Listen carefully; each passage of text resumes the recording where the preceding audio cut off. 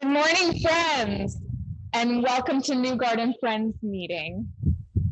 What a pleasure it is for us to be together in person and also worshiping digitally. You are welcome here at New Garden Friends meeting, no matter who you are and no matter where you may be on your faith journey. We are so glad that you are here among friends.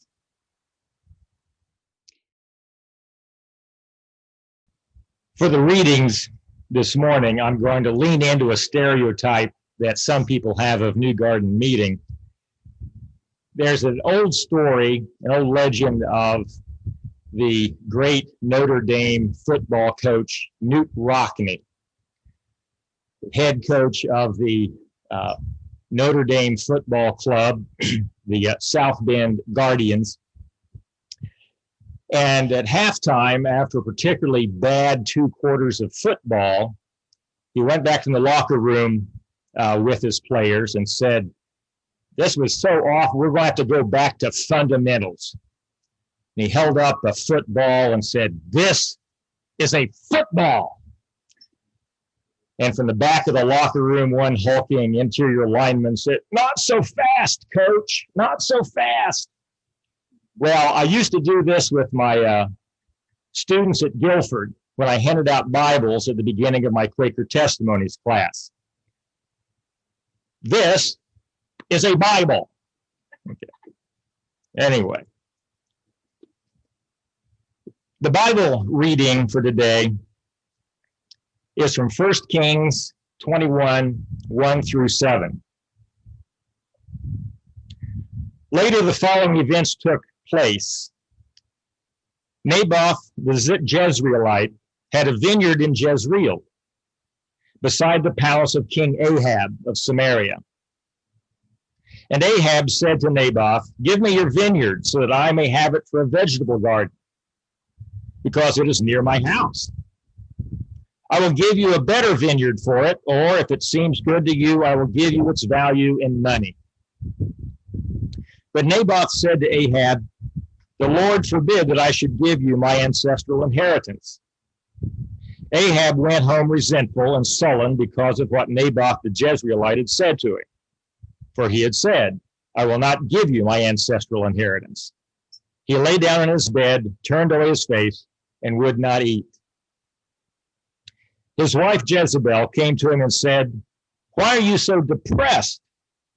He said to her, "Because I spoke to Naboth the Jezreelite and said to him, 'Give me your vineyard for money. Or if you prefer, I will give you another vineyard for it.' But he answered, 'I will not give you my vineyard.'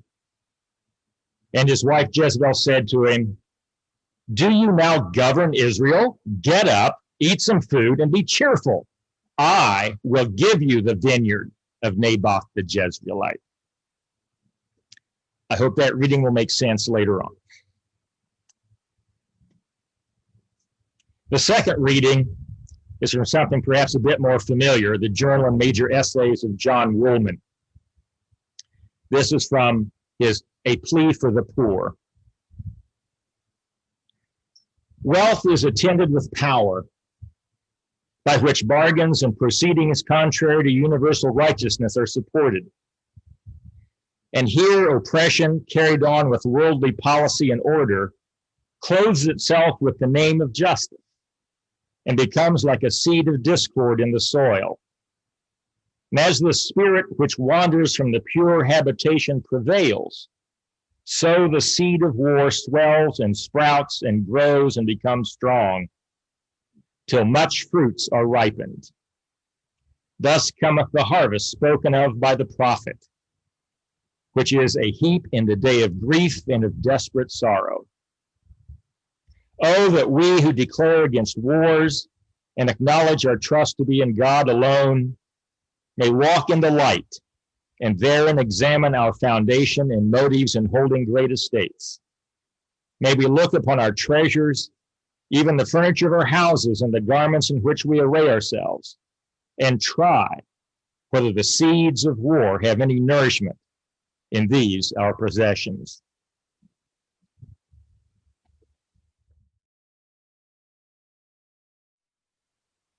4 weeks ago today, I was worshiping in one of my favorite places, right up there with New Garden Meeting House, the Ramallah Friends Meeting. Lovely stone meeting house built in 1910, but more importantly, wonderful people that have become to be very important in Jane's and my life. I was there with two other representatives from Friends United meeting for board meetings of the Ramallah Friends School and for the transition of heads of school from Adrian Moody to a Guilford parent, Ronnie Maaya, whose son Waleed just graduated from Guilford a few years ago. While we were there for the board meetings and for meeting with the staff and faculty and the new head of the school, we also took a day to visit a small farm southwest of Bethlehem, a fourth generation farm of Palestinian peasants, originally cave dwellers who had been nomads and settled on this little tract of land. And in 1915, registered it with the Ottoman administration. Unusual for that time, because to register meant you paid taxes, and very few people did. But they registered it, and they continued to farm that 100 acres of lovely vineyards and fruit trees. And we went there specifically because 2 months before, someone set fire to that farm, burned up 1,000 of their fruit trees.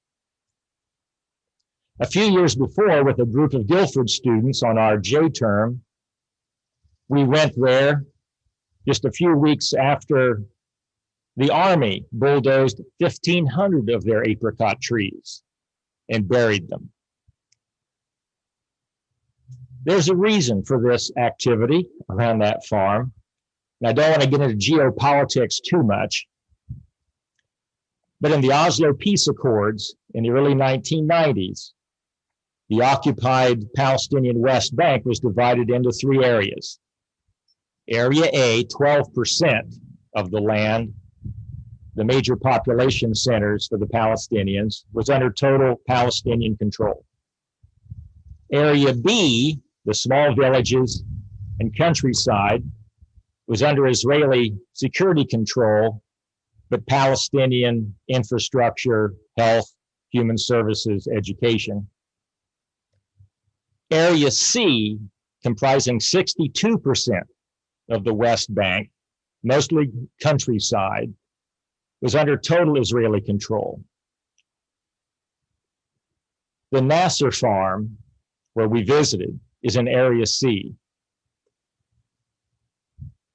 And although they own their land, they're under total control by the military occupation. And on the hilltops surrounding their 100 acres are 4 settlements. And they want that land. This is where Naboth's vineyard comes in. As with many things over there, there are multiple names for everything. The West Bank is also Judea and Samaria. The separation barrier is also an annexation fence. Everything has dual names over there. The Nasser farm is also called Daher's Vineyard, because Daher Nasser was the original owner, the great-grandfather of some of the current residents of that farm. It's also called Tent of Nations, because one of the ways that they protect their land is by inviting internationals to camps, to programs, to volunteer service there. And they dwell in tents in the original caves on the property to help maintain a presence on the land. And it's less likely that internationals will be attacked than the local farmers. So Kelly Kellum, Richard Stotler, and I spent time at Daher's Vineyard pruning trees that remained from the arson attack and meeting with Daher, the son of the original Daher, and Daoud Nasser to learn more about what was their situation.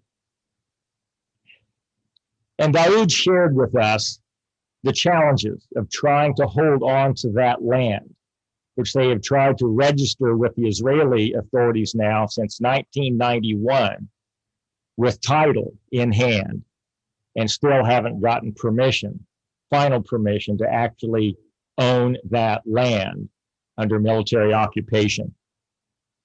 And so over the years, there have been many, many attempts at claiming that land. Bulldozing their trees is one. There are demolition orders on every structure above ground. It's a farm, and there are demolition orders on their fences, their barns, their cisterns. They're not allowed electricity or any other services. They have to generate their own electricity with solar and wind, but there are demolition orders on their solar panels and their wind energy.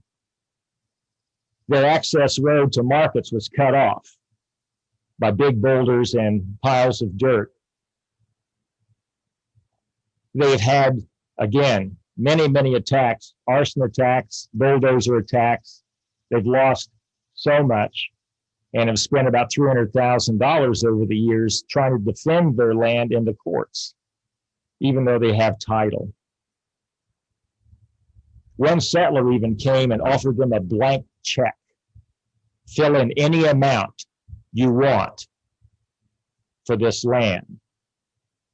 And like the Naboth vineyard story, the Nasser said, this is our inheritance. This is our family land. We can't do this. In spite of all of that, there is a stone at the entrance to their farm that in 4 languages says, we refuse to be enemies. This is a Lutheran family. Now, many people are often surprised that there are Christians in the Holy Land. Oddly enough, where it began, this is a Lutheran family. They're active members of the Christmas Lutheran Church in Bethlehem. And they take very seriously their Christian commitment to love their neighbor, to even love their enemy. And they take that sign seriously. We refuse to be enemies. It's one of 4 principles that the Nassers use in maintaining their steadfastness on that contested land. The first principle that Daoud shared with us is we refuse to be victims. We refuse to accept our plight as victims and just sit and let whatever happens to us happen, or to flee or to leave. We are going to be in control of our own destiny. And it reminds me, kind of peripherally, of one of the bright spots in Quaker history in the Midwest, and especially in light of some of the devastating news we've heard about the history of Indian boarding schools in Canada and America. In the early 1800s, as the Native Americans in the Midwest lost their hunting grounds because of treaties with the American government, Chief Meshiconaqua, Little Turtle of the Miami tribe, asked Quakers from Baltimore in 1804 to come to the Wabash River in northern Indiana and teach them how to farm, because their hunting lands had been taken away. They had about 3 options. They could continue to fight, resist the American military power like Tecumseh and the Prophet did, futilely, and he knew it'd be futile. They could allow themselves to be reduced to a small reservation and just go out of existence. Or they could learn a different economy and adapt and respond to the changing circumstances. They didn't trust anybody else but Quakers to come and teach them settled agriculture. But Chief Little Turtle told the Quakers, you know, our religion is fine, our culture is fine, our language is fine, our dress is fine, We want you to teach us settled agriculture. And the Quakers did. They didn't open a boarding school. They didn't start a meeting. They simply taught them agriculture successfully until Andrew Jackson's policy kind of eliminated all of that in the Midwest. But that's the attitude of the Nassers. We will adapt. We will not accept our role as victims, and we will stay on our land. The second principle is one I've already mentioned. We refuse to be enemies.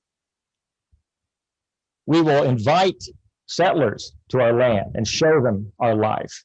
We will engage with them. We will engage with the military authorities, but we will not be enemies. We will display another way of being. A third principle is we will apply our faith. We'll apply our Christian faith to how we interact with those who oppress us, those who abuse us. And we'll show a third way, not of violence or of simply accepting their fate, but a third way of staying on the land, maintaining it, and displaying their faith. But fourthly, we will seek justice. We will not give up on the need for justice and our right, but we'll do it nonviolently. And this is where the reading from John Woolman comes in. Of course, the authorities over the Nasser farm, Zahir's vineyard, are a gross misapplication of power. Just as King Ahab tried to exercise his power over Naboth, and we know that he ultimately did. He and his wife set it up so that Naboth was killed, and they got the vineyard. But the prophet Elijah came in and said, that's a gross misapplication of power, and you're going to pay for this. Now, I won't go into the details here, lest people who love dogs get offended. But dogs play into the eventual fate of King Ahab and Queen Jezebel. As Woolman said in that reading, those who have power and privilege have a responsibility to apply it justly, rightly, with mercy. And Elijah confronted them about that and said, there's a price you pay for the gross misapplication of power.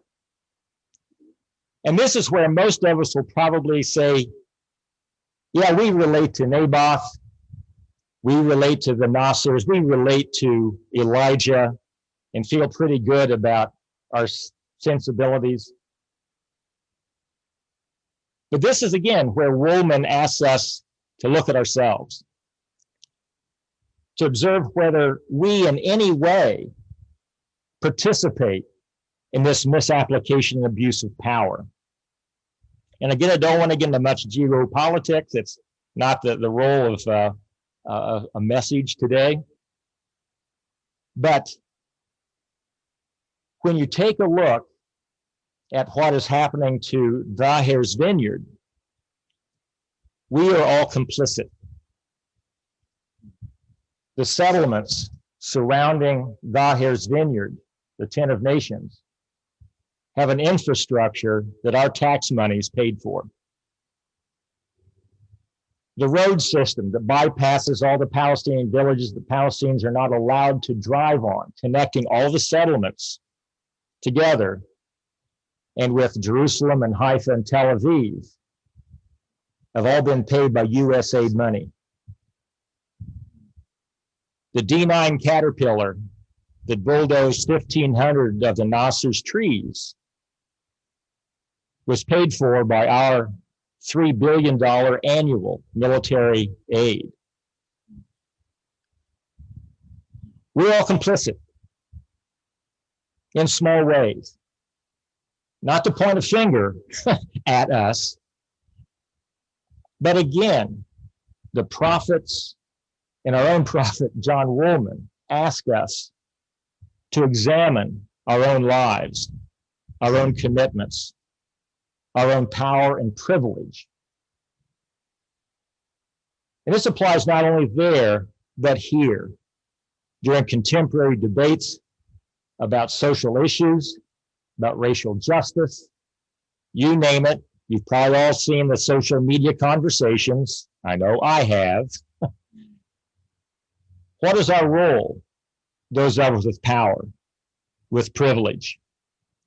How do we rightly use our power and our privilege? Privilege comes with responsibilities. My great aunt Annis, who taught for 14 years at the Ramallah Friends Schools, was often asked as a Christian missionary back from the Holy Land, talking about what she had seen in the geopolitics.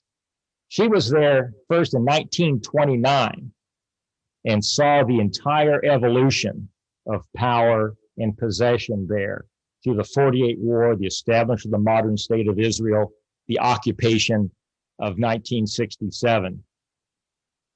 And she would critique it. And the good missionary societies would often ask her, but didn't God give that land to a specific people? And Aunt Annis's response was always, it came with conditions. The conditions were what the prophets talked about. This is your land so long as you obey these commandments. And the prophets always said, essentially, the entire Torah, the entire Holy Scripture given by God is summed up in these words: love God and love your neighbor. All the rest is commentary. Do justice, love mercy, walk humbly with your God, as Micah said. Power and privilege comes with conditions. And we each need to examine our own lives to see how we use that power and privilege. It's not always easy. Elijah confronted the powers quite often and had to hightail it down to the desert, hang out in a cave to just kind of get away from it all. And as he was in that cave, if you remember from Scripture, remember, we at New Garden actually do read our Bible. There's an earthquake, a wind, and a fire that passed by. We've all experienced earthquake, wind, and fire in the contentious atmosphere of our society these days. But after the earthquake, wind, and fire, a still, small voice of calm. It's what's in the last verse of one of our favorite hymns here at New Garden. That in our hymnal is called God, Creator of Us All, which in John Greenleaf Whittier's original poem is Dear Lord and Father of Mankind. But again, we're New Garden.